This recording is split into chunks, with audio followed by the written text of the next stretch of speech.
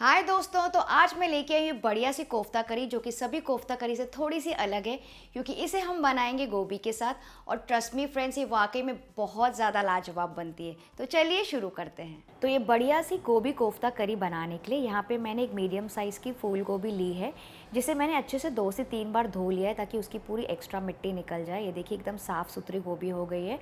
और इसे ना मैंने ऐसे मीडियम साइज़ टुकड़ों में काट लिया है। और अब इन छोटे छोटे टुकड़ों को हम ट्रांसफ़र कर लेंगे ब्लेंडर में। जी हाँ फ्रेंड्स, इसको हम ब्लेंडर में ट्रांसफ़र करेंगे और फिर इसे पीसेंगे। तो इसे पीसेंगे क्योंकि इसे पीसने में ही आसानी होती है। वैसे आप चाहें तो इसको ग्रेट भी कर सकते हैं, लेकिन वैसा करने से ना बहुत ज़्यादा समय लग जाता है और हाथ भी थक जाते हैं। तो आज मैं इसे पीसने वाली हूँ, मैं आपको दिखाती हूँ ये कैसे होगा। तो इसे थोड़ी देर हम पहले चला लेंगे।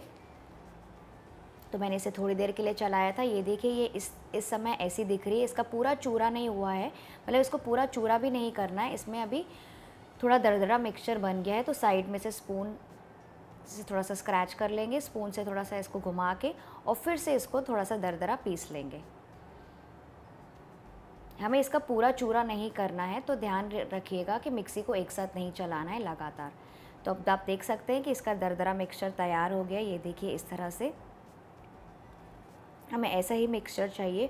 बहुत ज़्यादा महीन या फिर बहुत ज़्यादा मोटा बिल्कुल नहीं होना चाहिए, बिल्कुल ऐसा दिखना चाहिए। आप चाहें तो इसको फूड प्रोसेसर में भी कर सकते हैं। और इसे हम पीसेंगे 2 बैचेस में, और इसी तरह से दूसरा बैच भी पीस लेंगे। तो ये देखिए मेरा दूसरा बैच भी पिस गया। ये भी एकदम दरदरा है, बिल्कुल महीन नहीं है। इसे भी ट्रांसफ़र कर लेंगे इस परात में। और अब क्या करूँगी, मैं इस गोभी में से ना एक्स्ट्रा पानी निचोड़ लूँगी क्योंकि इस समय इसमें बहुत ज़्यादा पानी है। अगर इतने पानी में हम कोफ्ता बनाने जाएंगे ना तो बहुत ज़्यादा तेल पी लेंगे और एकदम नरम कोफ्ते बनेंगे हमारे। तो इसका एक्स्ट्रा पानी ऐसे अपने हाथों से निचोड़ लीजिए अच्छे से, जितना भी पानी आप निचोड़ सकते हैं। थोड़ा सा पानी चाहिए तो आप उसमें छोड़ सकते हैं। तो इसका मैक्सिमम पानी ऐसे निचोड़ दीजिए और इसे ट्रांसफ़र कर लेंगे दूसरी किसी प्लेट में। इसी तरह से बाकी की गोभी भी हम निचोड़ के ऐसे ट्रांसफ़र कर लेंगे। और ये जो पानी हमारे पास है ना, ये बहुत ही न्यूट्रिशियस है, इसको फेंकेंगे बिल्कुल भी नहीं। इसे हम यूज़ करेंगे ग्रेवी को एडजस्ट करने के लिए, या फिर आप चाहें तो इसे आटा भी गूँथ सकते हैं। तो ये देखिए हमारी गोभी अभी बहुत ज़्यादा गीली नहीं है इस वक्त। इसके ऊपर मैं ग्रेट करूँगी एक आलू। तो मैं एक बॉयल आलू यूज़ कर रही हूँ, उसको मैं ऐसे ग्रेट कर दूँगी। आप चाहें तो बस मैश करके भी डाल सकते हैं, और आप चाहें तो आलू स्किप भी कर सकते हैं अगर आपको एकदम प्रॉपर गोभी कोफ्ता बनाने हैं तो। लेकिन आज यहाँ पे मैं सिर्फ एक ही बॉयल आलू यूज़ कर रही हूँ। इससे क्या होगा, थोड़ी सा इसका टेस्ट बढ़ जाएगा और बाइंडिंग में भी मदद हो जाएगी। फिर हम इसमें डालेंगे आधा प्याज बारीक कटा हुआ, 1 से 2 हरी मिर्च बारीक कटी हुई, थोड़ी सी फ्रेश धनिया, आधा चम्मच मैं डाल रही हूँ लाल मिर्ची पाउडर, 1 चम्मच भरकर धनिया पाउडर, थोड़ी सी मैं डाल रही हूँ काली मिर्ची का पाउडर, आधा चम्मच ज़ीरा पाउडर, 1 चम्मच अदरक लहसुन का पेस्ट। आप चाहें तो इसमें सिर्फ अदरक भी यूज़ कर सकते हैं, उससे भी अच्छे बनते हैं कोफ्ते। और बिल्कुल थोड़ी सी मैं डाल रही हूँ ये अजवाइन, जिसको मैं अपने हाथों से क्रश करके डाल रही हूँ। इससे तो टेस्ट बहुत अच्छा आएगा ही कोफ्तों में, और साथ में ना डाइजेशन में भी मदद करेगा। तो थोड़ी सी अजवाइन डाल दी मैंने।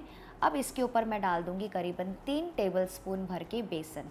तो पहले फ्रेंड्स मैं यहाँ पे 3 टेबलस्पून बेसन डाल रही हूँ, और अब इसके ऊपर मैं डाल रही हूँ 1 टीस्पून घी। आप चाहें तो तेल भी यूज़ कर सकते हैं। इससे क्या होगा, बाइंडिंग में मदद होगी, और साथ ही कोफ्ता जो है ना, वो अंदर से बहुत ही बढ़िया सॉफ्ट और नरम बनेंगे। मतलब उसके अंदर जो मॉइस्चर है ना, वो कायम रहेगा, एकदम सूखे सूखे से कोफ्ते नहीं लगेंगे अंदर। तो आप चाहें तो तेल, बटर, घी जो भी 1 टीस्पून इसमें डाल दीजिए, और अब इन सारी चीज़ों को अच्छे से मिक्स करते जाएंगे। तो फ्रेंड्स, आपने नोटिस किया होगा कि इस समय मैंने इसमें नमक नहीं डाला है क्योंकि अभी भी गोभी थोड़ा सा पानी छोड़ रही है। तो वो पानी हम यूज़ कर लेंगे इसको बाइंडिंग में, मतलब इसको अच्छे से गूँथ लेंगे ताकि इसमें पूरा बेसन और ये सारे जो भी मसाले हैं वो चिपक जाए उस पानी में, और उसके बाद ही हम नमक डालेंगे। वरना अगर पहले ही आप नमक डाल देंगे ना तो बहुत सारा बैटर पानी छोड़ देगा, और फिर आपको कोफ्ता बनाने में ना बहुत डिफ़िकल्टी होगी। और जब आप उस एक्स्ट्रा पानी को एडजस्ट करने जाएंगे ना, मतलब आप एक्स्ट्रा बेसन डाल देंगे, तो फिर आपके कोफ्तों में वो मज़ा नहीं आएगा। मतलब वो गोभी का टेस्ट चला जाएगा और बेसन ज़्यादा हो जाएगा मसाले में। तो इसलिए नमक इस वक्त नहीं डालना है, पहले देख लेना है कि कितना इसमें मसाला लग रहा है, और उसके हिसाब से हम एडजस्ट करेंगे। और फ्रेंड्स, इस वक्त अगर आपको लगे कि आपका आटा थोड़ा सा गीला है तो आप इसमें 1 टेबलस्पून और बेसन डाल के एडजस्ट कर सकते हैं। तो इसमें नमक डालने से पहले ही हम क्या करेंगे ना, कढ़ाई में तेल रख देंगे गरम करने के लिए मीडियम हाई फ्लेम पर। और जैसे ही तेल गरम होना स्टार्ट हो जाएगा, फिर हम आएंगे इसकी तरफ और हम इसमें डाल देंगे थोड़ा सा नमक, और फिर से अच्छे से मिक्स कर लेंगे। तो अब हमने नमक लास्ट में ऐड किया है, तो इसमें अच्छे से मिला लीजिए। और अब क्या होगा, मसाला पानी भी नहीं छोड़ेगा बहुत ज़्यादा। और अब अपने हाथों में हल्का सा तेल लगा लेंगे और इसके छोटे छोटे बॉल्स बना लेंगे, बड़े छोटे, जैसे कोफ्ता आपको पसंद हो। कोई लोग बड़े कोफ्ते पसंद करते हैं, कई लोग बहुत छोटे छोटे कोफ्ते पसंद करते हैं। तो मैं यहाँ पे आज मीडियम साइज़ के कोफ्ते बना रही हूँ, तो जैसे आपको पसंद हो आप बना सकते हैं। तो ये देखिए, ये एक कोफ्ता तैयार हो गया है। इसी तरह से बाकी के कोफ्ते भी तैयार कर लेंगे। तो अब ये मेरा पूरा बैच रेडी हो गया है और अब यहाँ पे तेल भी गर्म हो गया है मीडियम हाई हीट पर। तो एक एक करके कोफ्तास इसमें डालते जाएंगे। ध्यान रखिए, तेल बहुत ज़्यादा गर्म बिल्कुल भी नहीं होना चाहिए, वरना क्या होगा ना, ये ऊपर से एकदम ज़्यादा काले हो जाएंगे और गोभी क्योंकि कच्ची है तो अंदर से कच्ची ही रह जाएगी। तो इसे मीडियम फ्लेम पे हम 3 से 4 मिनट पकाते जाएंगे। थोड़ा बीच बीच में इसे स्टर करते रहिए जब तक ये अच्छे से गोल्डन ब्राउन और क्रिस्पी ना हो जाए, और अंदर से भी ये पकने चाहिए। तो करीबन 3 से 4 मिनट अगर आप मीडियम फ्लेम पर पकाएंगे ना, तो ये अंदर से भी अच्छे से पक जाएंगे। बस इसको आप हाई फ्लेम पे नहीं पकाइए। तो मैंने इन कोफ्ता को करीबन 4 मिनट के लिए पकाया मीडियम फ्लेम पर। ये देखिए कितना बढ़िया सा कलर आ गया, आपको देख के ही अंदाज़ा लग रहा होगा ये अच्छे से पक गए हैं। और 4 मिनट में तो अंदर से भी अच्छे से पक ही जाते हैं। और ये ऊपर से ना बिल्कुल भी ऑयली नहीं दिख रहे, मतलब ये अच्छे से फ्राई हो गए और इन्होंने तेल बिल्कुल भी नहीं पिया है। तो बस ये कोफ्ता तैयार हो गए, इसको निकाल देंगे और इसी तरह से दूसरा बैच भी फ्राई कर लेंगे और ये वाला बैच भी निकाल देंगे। तो ये मेरा पूरा बैच रेडी हो गया है। बहुत ही बढ़िया दिख रहे हैं कोफ्ता। मैं आपको एक कोफ्ता तोड़ के दिखाती हूँ। ये देखिए, बाहर से एकदम क्रिस्पी है और अंदर से गोभी एकदम अच्छी तरह से नरम हो गई है और पक गई है। अब बढ़ते हैं ग्रेवी बनाने की तरफ। ग्रेवी बनाने के लिए सबसे पहले एक छोटे से बोल में मैं लूँगी 3 से 4 टेबलस्पून पानी और इसमें मैं डालूँगी बिल्कुल थोड़ी सी हल्दी, 1 टीस्पून लाल मिर्ची का पाउडर, 1 से 1.5 टीस्पून धनिया पाउडर, आधा टीस्पून मैं डाल रही हूँ गरम मसाला और आधा टीस्पून ज़ीरा पाउडर। और इसके साथ ही डाल रही हूँ मैं 1 टीस्पून बेसन। जी हाँ फ्रेंड्स, सिर्फ मैं 1 टीस्पून बेसन डाल रही हूँ। इससे क्या होगा ना, ग्रेवी हमारी थोड़ी सी थिक हो जाएगी, एकदम स्लाइटली थिक हो जाएगी, बहुत ज़्यादा थिक नहीं होगी। और इससे जो भी फ्लेवर्स है ना वो अच्छे से बैलेंस हो जाएंगे। मतलब जो कोफ्ता है ना उसमें ग्रेवी थोड़ी सी लट पट जाएगी, बस ये 1 चम्मच बेसन की वजह से। और ये मसाले सारे मैं पानी में इसलिए डाल रही हूँ क्योंकि बाद में जब आप इसे तेल में डालने जाएंगे ना एक एक करके, तो कभी कभी मसाले क्या होता है ना, जल जाते हैं। इसलिए पहले सारे मसाले एक तरफ इकट्ठा कर लेंगे और उसके साथ इन सारी चीज़ों को मिक्स कर लेंगे और बाद में हम इन्हें तेल में डाल देंगे। नेक्स्ट एक छोटे से ब्लेंडर में मैं डाल रही हूँ 2 मीडियम साइज़ के प्याज, जिसे मैंने इसे टुकड़ों में काटा है। और इसके साथ ही मैं डाल रही हूँ 4 से 5 कली लहसुन की और इसे अच्छे से ब्लेंड कर लेंगे।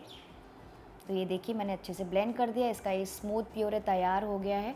इससे क्या होगा ना, हमारी ग्रेवी एकदम स्मूथ बनेगी। वैसे आप चाहें तो एकदम बारीक कटे हुए प्याज भी यूज़ कर सकते हैं, लेकिन ऐसा करने से ग्रेवी बहुत ही स्मूथ बनती है। अब एक कढ़ाई में तेल गरम कर लेंगे, करीबन 2 टेबलस्पून। जैसे ही तेल गरम हो जाएगा, इसमें मैं डालूँगी आधा चम्मच ज़ीरा। जैसे ही ज़ीरा अच्छे से फ्राई हो जाए और क्रैकल हो जाएगा, इसमें मैं डालूँगी 1 तेज पत्ता, 1 छोटा टुकड़ा दालचीनी का, फिर मैं डाल रही हूँ 1/4 चम्मच हींग। इससे भी बहुत अच्छे से डाइजेशन हो जाएगा क्योंकि हम गोभी कोफ्ता करी बना रहे हैं। इन सारी चीज़ों को थोड़ी देर फ्राई कर लेंगे और अब इसमें हम डाल देंगे हमारा तैयार किया हुआ अनियन का प्यूरे और इसे भी मीडियम हाई फ्लेम पे पकाएंगे करीबन 2 से 3 मिनट के लिए, या फिर जब तक इसका कच्चापन ना चला जाए और ये हल्का सा ना गोल्डन ब्राउन ना हो जाए। और इसका जो जितना भी पानी है ना प्याज का, वो भी अच्छे से सूख जाना चाहिए।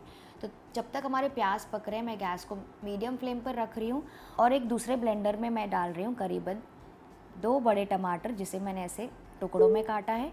इसके साथ ही मैं डाल दूँगी 1 टुकड़ा अदरक का और मैं डाल रही हूँ 1 से 2 हरी मिर्चें, कम या ज़्यादा जैसे आपको स्पाइसी पसंद है। और इसका भी एक स्मूथ प्योरे तैयार कर लेंगे। तो ये देखिए, हमारे टमाटर का भी स्मूथ प्योरे तैयार हो गया है। इससे क्या होगा ना, हमारी ग्रेवी एकदम बैलेंस्ड और एकदम स्मूथ बनेगी। तो चलिए हमारे प्याज चेक कर लेते हैं। तो प्याज को भी पकाते जाएंगे और बीच बीच में ऐसे स्टर करते जाइए ताकि ना वो नीचे पैन में जले ना। और करीबन 3 से 4 मिनट के बाद आप देखेंगे कि प्याज अच्छे से भुन गए हैं, अच्छे से गोल्डन ब्राउन हो गए हैं। ये देखिए, बिल्कुल ऐसा ही कलर चाहिए हमें, बहुत ज़्यादा डार्क भी नहीं करना है, पर ये थोड़े से गोल्डन ब्राउन की तरफ है।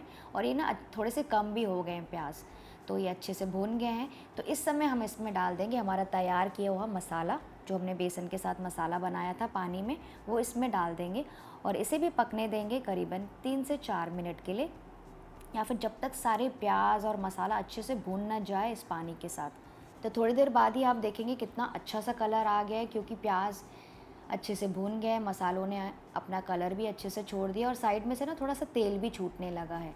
बस इसी रीज़न से मुझे पसंद है कि मैं इस समय सारे अपने मसाले डालूँ प्याज के साथ, और जो हमने बेसन भी डाला था ना इस पानी में, वो भी इस प्याज के साथ तेल में अच्छे से जाकर भून गया। आप देख सकते हैं थोड़ी थोड़ी झाग आ रही है, बिकॉज़ इसमें बेसन अच्छे से भून गया है।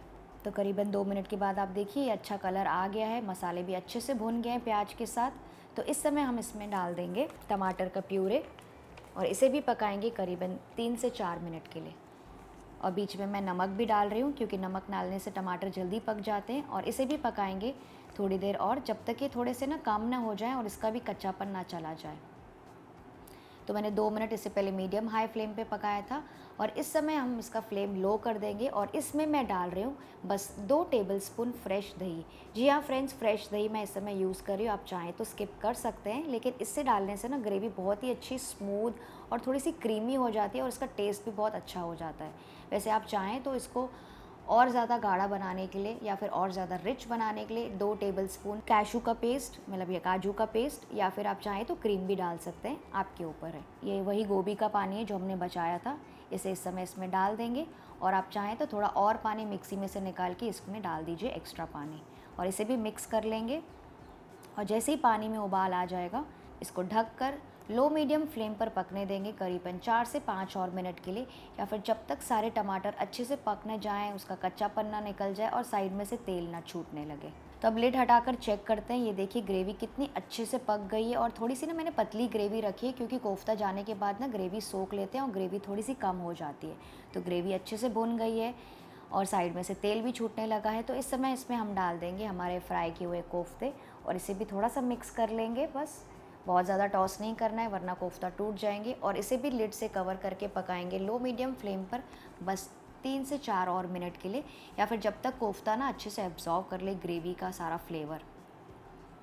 तो करीबन 4 मिनट के बाद लिड हटाकर चेक करते हैं। ये देखिए ग्रेवी अच्छे से एब्जॉर्ब कर ली है सारा फ्लेवर। ग्रेवी हमारी थोड़ी सी कम भी हो गई है। कोफ्ता आप देख सकते हैं थोड़े से फूल भी गए हैं और अच्छे से लटपट गए हैं ग्रेवी के साथ। तो बस इस समय इसमें डाल देंगे थोड़ा सा फ्रेश धनिया और इसे भी मिक्स कर लेंगे।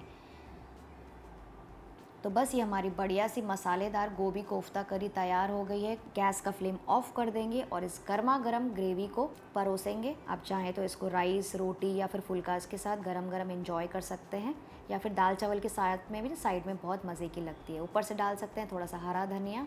आप देख सकते हैं कितना अच्छा दिख रहा है भुना हुआ मसाला, और कोफ्ता भी एकदम परफेक्ट बना है। तो आई होप आपको आज की रेसिपी पसंद आई। मैं आपसे मिलती हूँ अगले वीडियो में। Bye bye.